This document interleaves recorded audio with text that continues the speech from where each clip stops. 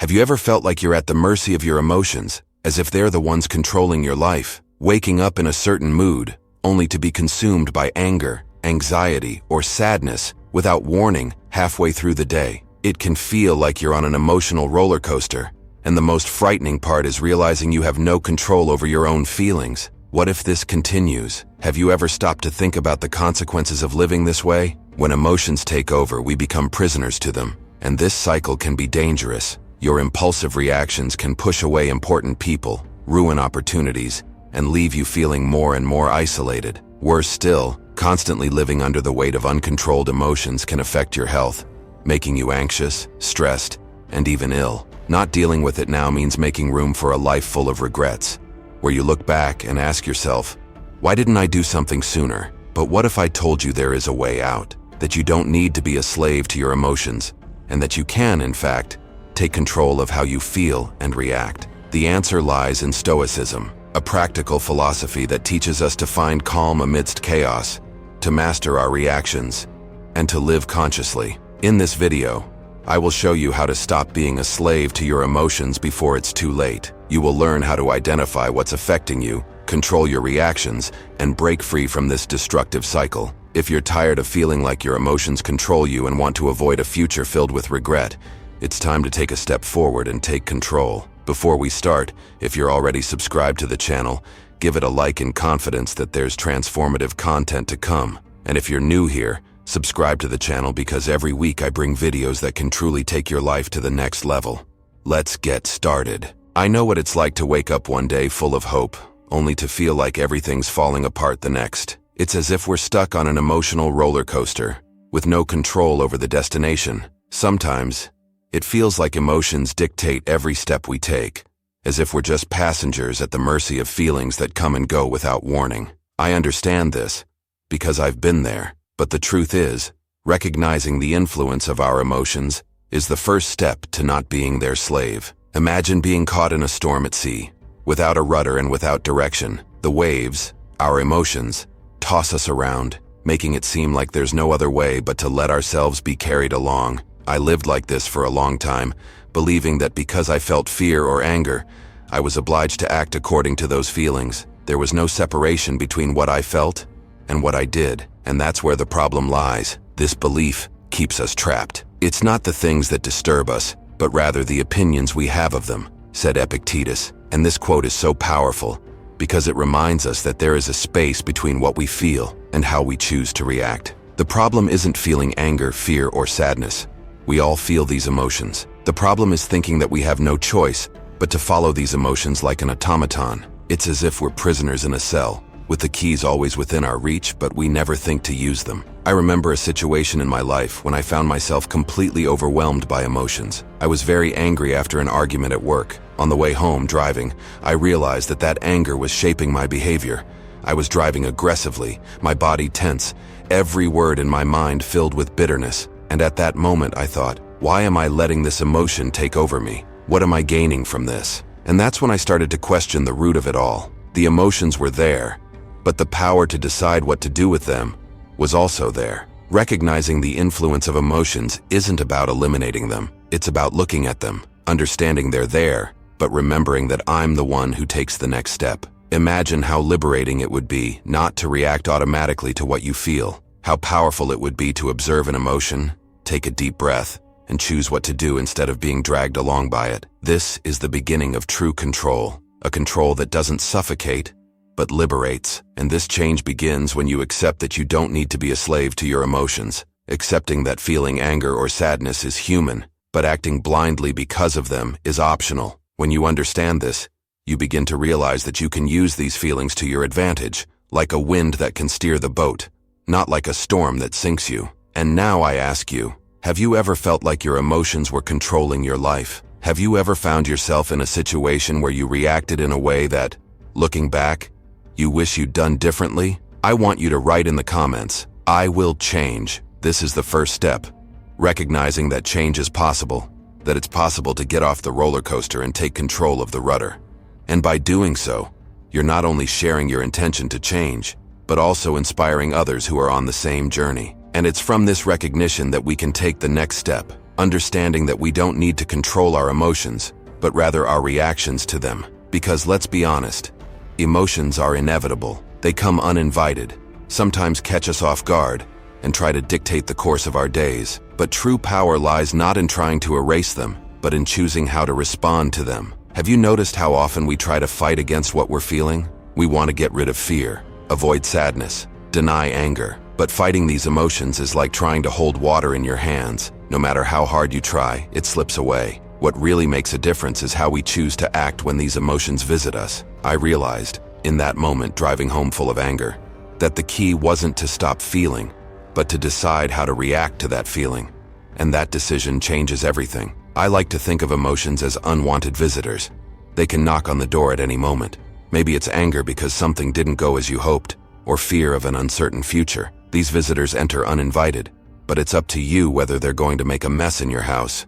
You can welcome them, understand why they're there, and then choose what to do with them. Not giving control to emotions is, ultimately, a daily choice not to be a slave. As Seneca said, you have power over your mind, not external events.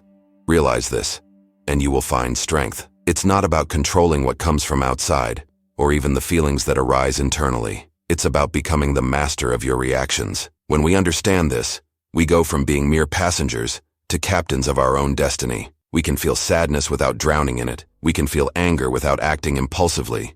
We can even feel fear, but still move forward with courage. I remember another situation where I understood the power of controlling my reaction. I was at a family lunch, and a conversation started to get tense. The words that were said hurt me, and my first reaction was to respond in kind, to say something hurtful too. But for a moment I thought, what will be the result of this? How will this reaction help me? I took a deep breath, and instead of fueling the argument, I chose to calm myself and respond in a calm manner. It wasn't easy, but it was liberating. I realized that at that moment, I was taking control of my own life and not being carried away by the waves of emotion. This doesn't mean being cold or indifferent. It means being conscious. It means that even when your heart is racing with anger or fear, you have a space between what you feel and what you do. And in that space lies your power. Imagine what could be possible in your life if, instead of reacting automatically, you could pause, breathe, and choose the best way to act. How much energy we could save. How many situations we could improve, simply by not being slaves to our emotions. Now, I want you to reflect on this and comment, I control my reactions. By writing this, you are reaffirming your power over what really matters, the power over your own actions. This is the path to stop being a slave and become the master of your life. And remember, every change starts with a decision. Decide today to be the captain of your reactions, not the passenger of your emotions. Now that we understand the importance of controlling our reactions, the question arises, how can we better prepare ourselves for these moments? This is where the practice of self-observation comes in. Controlling our reactions doesn't happen overnight. It's like learning a new habit. And the first step is to observe ourselves attentively, as if we were scientists studying ourselves. Imagine that every emotion has a trigger, something that provokes it. It could be a specific situation, a word someone said, or even a thought that crossed your mind. Practicing self-observation means being aware of these triggers, understanding where the emotions that dominate us come from. The more we can identify these triggers, the better prepared we are to respond consciously, instead of reacting automatically. Have you ever noticed which moments in your day make you feel the most anger or anxiety? Have you realized that sometimes it's a comment from someone close that sets off a chain of negative thoughts? These are valuable clues. And once we identify these triggers, we can take it a step further. Cognitive restructuring. This is a powerful technique that allows us to change the way we think about stressful situations. Instead of seeing an obstacle as a threat, for example, we can try to view it as an opportunity to learn. When we change the way we interpret what happens, we also change the way we feel. In a moment of stress, we can ask ourselves, is this situation really as terrible as it seems? Is there another perspective I'm ignoring? I remember once receiving quite harsh criticism at work. At the time, I felt attacked, and my initial reaction was to defend myself. But by practicing self-observation, I realized that this defensive feeling came from a fear of not being good enough. Instead of letting this emotion dominate me, I used cognitive restructuring to ask myself, what if this criticism is an opportunity to improve? What if I can learn something from it? Gradually, what was once just a defensive reaction turned into a chance for growth. And do you know what helped me a lot in this process? Recording my emotions in a journal. It doesn't have to be anything complex, just noting down what I felt, why I felt it, and how I reacted. By writing it down, I noticed patterns that weren't so obvious in day-to-day life. I realized, for instance, that whenever I was tired, my patience decreased, and I was more susceptible to reacting negatively. This simple act of recording helped me understand these patterns and make adjustments. Imagine the power of knowing yourself so well that you can anticipate how you are likely to react in certain situations, and thus, choose to act differently. Self-observation and cognitive restructuring are tools that help us break free from this autopilot mode, which so often puts us in situations we'd rather avoid. I want you to commit to this with me today. Write in the comments, "I will observe myself attentively." By doing this, you are affirming that you are willing to recognize your own triggers, understand your emotions, and most importantly, free yourself from them. This is an ongoing process, one step at a time. But every step we take on this journey is a step towards emotional freedom and control over our own lives. After discussing how to observe our emotions and restructure our thoughts, let's move on to a practice that might seem simple, but profoundly transforms the way we live: gratitude. You might have already heard about the benefits of being grateful, but gratitude is more than just a feeling. It's a powerful tool for maintaining emotional balance, especially on difficult days. When we face challenges, it's natural for our mind to focus only on what's wrong. We get stuck in difficulties, problems, and failures. But the practice of gratitude helps us shift this focus. It doesn't eliminate the challenges, but it brings to light the good things that often go unnoticed. Sometimes, we are so used to only looking at what's missing that we forget to appreciate what we already have. I started practicing gratitude at a time in my life when everything seemed out of control. I was struggling at work, and to be honest, I constantly felt overwhelmed. One day I decided to try something different. At the end of each day, I would write down 3 things I was grateful for. At first, it was difficult. I thought, what is there to be grateful for when things aren't going well? But then, I began to notice the small things.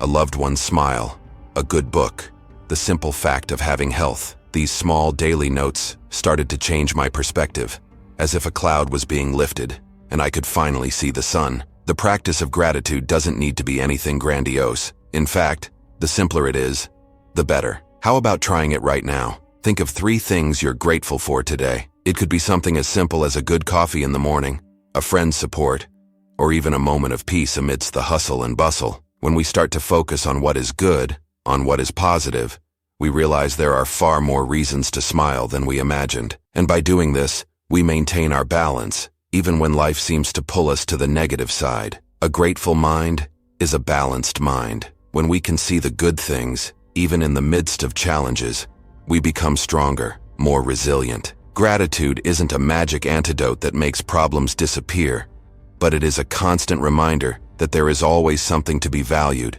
something that makes life worthwhile. This daily exercise of listing 3 things we're grateful for doesn't take more than a few minutes, but the benefits it brings are lasting. Why not try this practice today? Take a piece of paper, a notebook, or even the Notes app on your phone, and write down 3 reasons for gratitude. Do this for a week, and you'll notice how, little by little, your focus shifts from what's wrong to what's right. And this change is powerful. When we connect with gratitude, we are connecting with the part of life that deserves to be celebrated. Before moving on to the next topic, if you are enjoying the content, I ask that you give a like to motivate me to continue bringing more videos like this in the future. Let's continue. Now that we've discussed how we can work internally with our emotions and thoughts, it's important to remember that we're not alone in this journey. Seeking advice from the right people is essential for growth and staying on the right path, especially in moments when we feel lost or overwhelmed. There are moments when we become so immersed in our own feelings that we lose perspective. Life can become an emotional bubble, where everything we feel seems amplified and, at times, overwhelming. It's precisely in these moments that seeking the counsel of someone who understands and cares makes all the difference. Having someone to help us see the situation from a different point of view can be a true relief. Often, a kind word, a suggestion from someone who has been through something similar, can completely change the course of our thoughts. I remember a difficult phase I went through when I thought I had to deal with everything on my own. I was afraid of seeming vulnerable, so I didn't seek advice or open up about my feelings to anyone. but it was precisely by talking to a trusted friend that things started to clear up. He helped me see that I was looking at the problem in a limited way, and offered me a new perspective that I hadn't considered before. It didn't take much, just someone willing to listen and give honest advice, without judgment, but with care and empathy. It's important that the people we seek advice from are those who truly care about us, those who aren't afraid to tell us the truth, but who also speak with an open heart. Advice from people who have faced challenges, who have the wisdom of experience, is one of the greatest gifts we can receive. These people are not there to judge us, but to support us and, when necessary, challenge us to be better.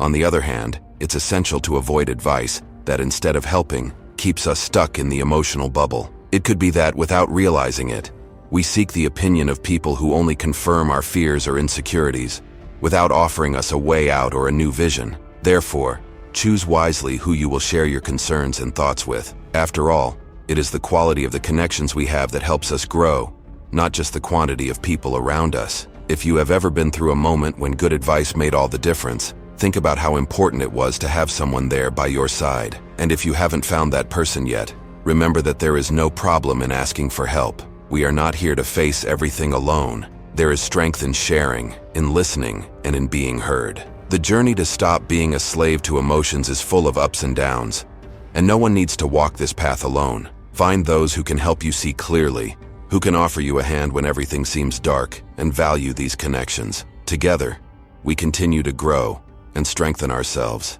Now that we have explored the importance of seeking support from the right people, let's talk about something that can be truly liberating: rational indifference. This is the ability to accept situations that are beyond our control and respond to them with serenity. It's not about ignoring what is happening, but rather recognizing that there are events in life that we simply cannot change, no matter how much we might want to. It seems easy to talk about accepting what we cannot control, but in practice, we know how difficult it can be. Often we feel a desperate need to change certain things or people, to have complete control over what happens around us. But the reality is that most of what happens to us is beyond our reach. Insisting on trying to control the uncontrollable only leads to frustration and suffering. Think about the last time something went out of your control. Perhaps you were excluded from an event, or something important didn't work out as you had planned. The first reaction is often to feel bad, rejected, as if it were a personal affront. But rational indifference teaches us to see these situations in a different light,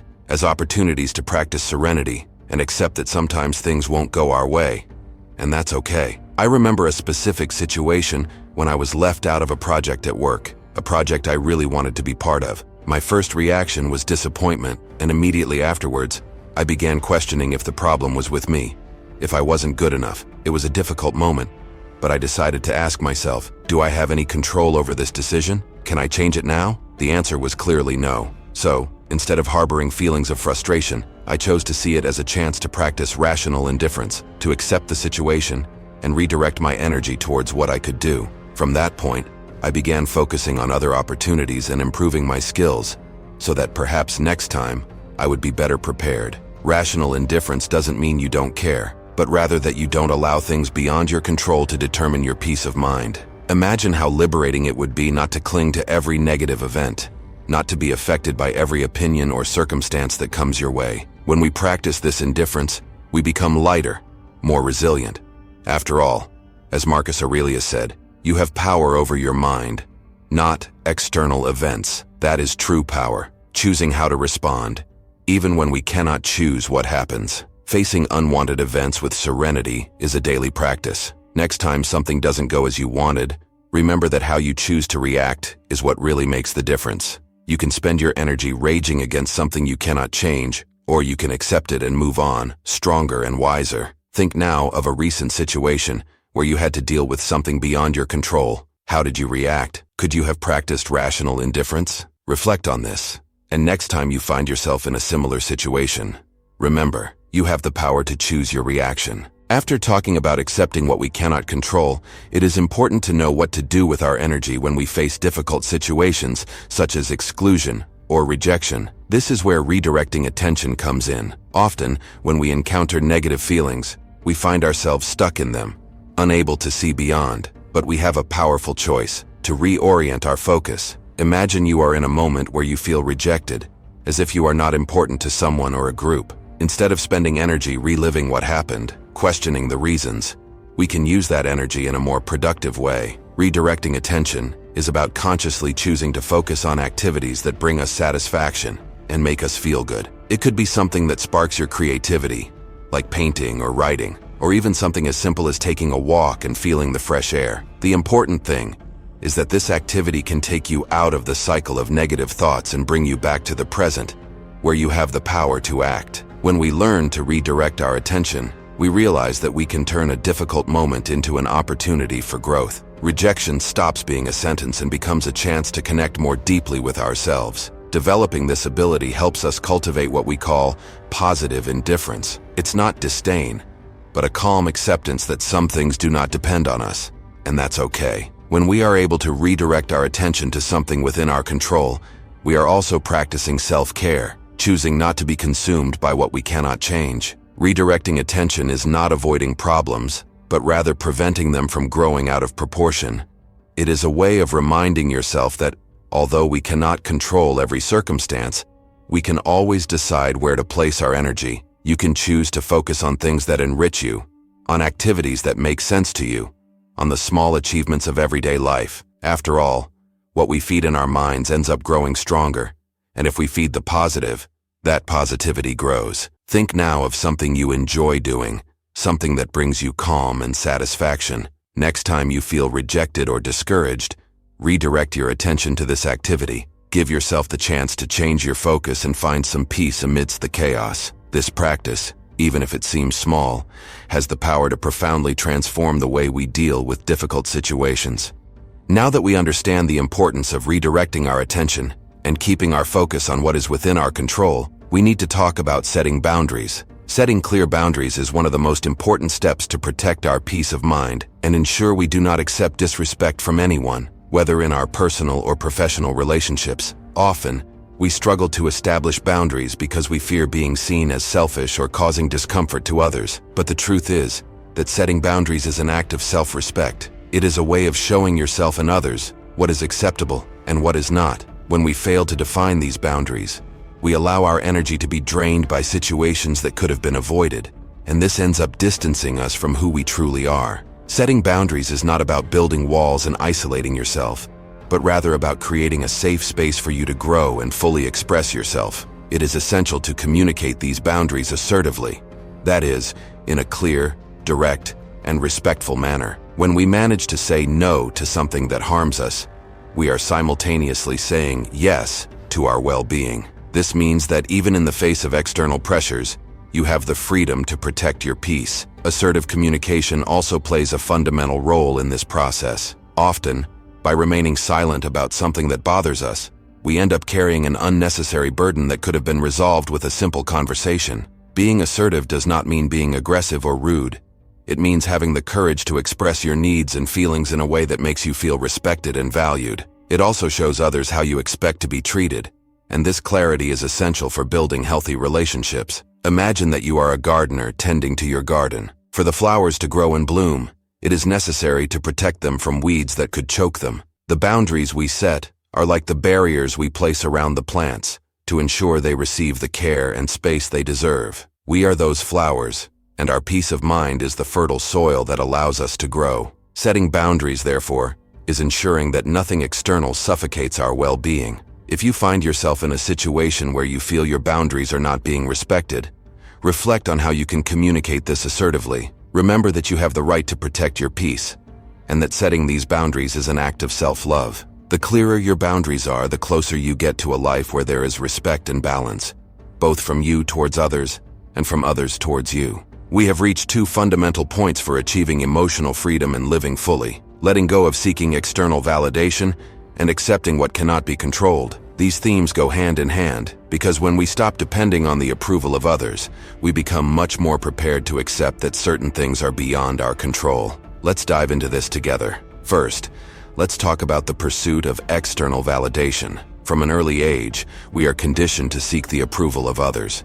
We want to please, to be accepted, to be seen in a positive light. And of course, this is natural. We are social beings, and the feeling of belonging is important. But the problem starts when we let this need for validation control our self-esteem and dictate our actions. Living for the approval of others is like handing over the steering wheel of our lives to someone else. And honestly, no one but ourselves should be in control of that wheel. Focusing on intrinsic value means understanding that your worth is not in what others think or say about you. It lies in who you are, in your qualities, in your daily efforts, in the small victories that perhaps no one sees but that you know are important. When we start to recognize and value our own achievements, something magical happens. We stop depending on the applause of others. The validation that comes from outside becomes a bonus, no longer the source of our worth. I know this isn't easy. There is a natural tendency to want to please, to be recognized. But think for a moment. How many times have you found yourself doing something just to impress someone,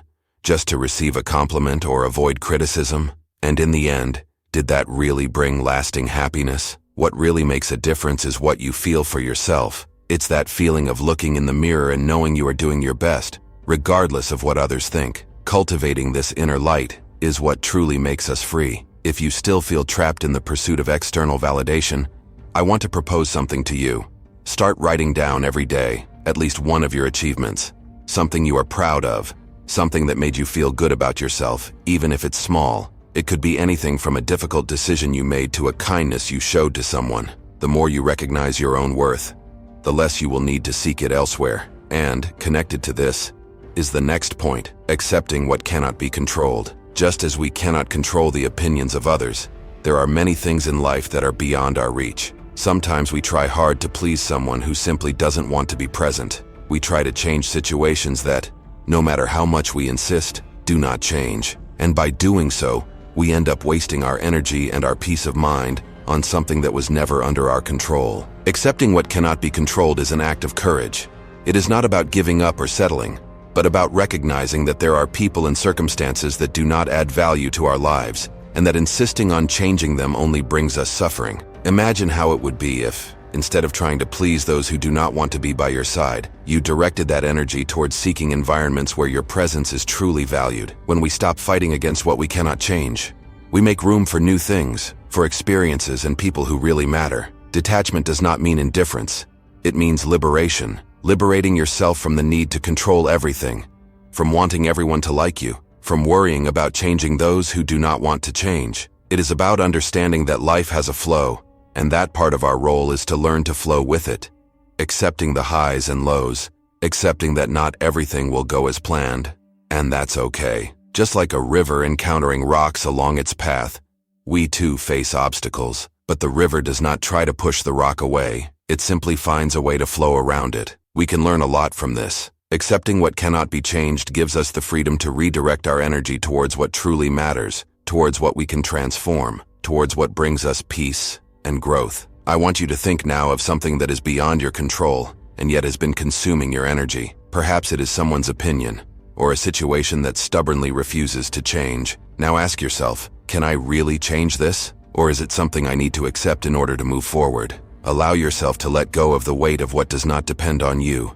and feel the lightness of directing your attention to what is within your control, your choices, your thoughts, your well-being. And remember, you are the only one responsible for defining your worth, for protecting your peace, and for deciding where to place your energy. When we stop seeking external validation and accept what cannot be controlled, we take a huge step towards emotional freedom. Cultivate your inner light and allow it to guide your path, regardless of what others may say or do. To conclude our journey of emotional transformation, let's talk about two essential practices: mindfulness and the art of letting go. These are elements that help us live more consciously and free ourselves from the chains that we often create ourselves. Mindfulness, or full attention, is the ability to be present in the moment, observing what is happening inside and outside of us, without judgment. In such a fast-paced world, it's easy to get swept away by the whirlwind of emotions and automatic reactions. Mindfulness allows us to take a step back and observe our emotions as if we were looking at a landscape. It is recognizing that emotions come and go, like clouds in the sky, and we don't need to identify completely with them. Thus, even in moments of intense anger, sadness, or fear, we can maintain perspective and choose how to act instead of reacting impulsively. Imagine yourself as a thermostat. A thermostat regulates the internal temperature regardless of the weather outside. Similarly, when we practice mindfulness, we can regulate our internal emotions, instead of letting external conditions define our state of mind. Instead of being like a thermometer that simply reflects the environment, we can be the thermostat, maintaining our balance and serenity even in the face of challenges. An important question you can ask yourself is, am I reacting automatically to what is happening, or am I choosing how I want to respond? This simple question can change your entire perspective. By practicing mindfulness, we become more aware of our choices and more able to act according to our values and goals, rather than being led by momentary impulses. And this brings us to our last point, learning to let go. Letting go is one of the greatest demonstrations of strength and personal growth. It is accepting that not all people, nor all situations, will be with us forever, and that's okay. When someone or a circumstance does not choose us, it is easy to get caught in cycles of frustrated expectations, trying to change what cannot be changed. But this resistance only creates suffering. Letting go is, first and foremost, an act of self-love. It is recognizing that when something no longer fits in our lives, it is time to make room for the new, for that which truly resonates with who we are now. Imagine you are carrying a suitcase full of things from the past that no longer serve a purpose. The more you carry, the heavier the path becomes. Letting go means opening that suitcase and taking out what no longer serves you, lightening the load, and allowing you to move forward more easily. When we accept that not everything is under our control and choose to invest in our own growth, we open doors to new opportunities, new relationships, and new experiences that truly add value to our lives. Letting go doesn't mean the past wasn't important, but rather that we are ready to move forward, to grow, and to find what truly makes us well. At this moment, I invite you to reflect. What are you still carrying that no longer makes sense? What expectations are you still holding on to that are actually keeping you in a cycle of frustration? Set yourself free. Allow yourself to let go and make room for the new, for what makes you flourish. You deserve it. If you've come this far, congratulations on allowing yourself this journey of reflection and growth. Now it's time to act. If something from this video resonated with you, if you felt that any of these practices could change your life, I invite you to put it into practice today. Start with a small step. Practice mindfulness for 5 minutes. Let go of something that no longer makes sense, or simply appreciate one of your achievements. And of course, share in the comments. Which of these practices will you start applying in your life? I want to know what you think and how you are feeling. Let's go together on this journey of growth. And don't forget to leave your like and subscribe to the channel to continue following more content that helps transform your life, step by step. See you in the next video.